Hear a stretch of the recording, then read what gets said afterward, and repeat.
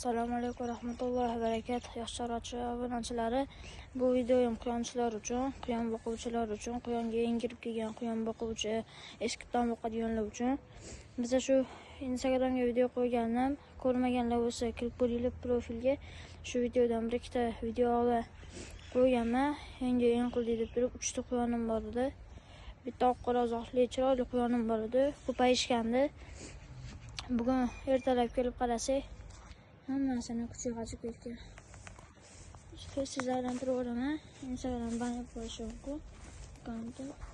Mana kichkina bolachalarga jamiyib ketgan. O'rnini tipa hammani buzib ketgan.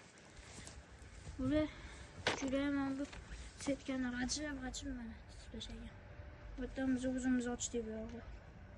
Bu yerda o'zimiz ochdik hozir. Qaragani. Shunaqa gaplar.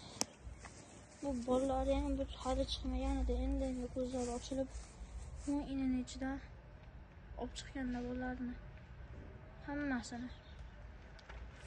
Bu ikkita oq quyonni bittasini o'zim kichkinaligidan boqgandim.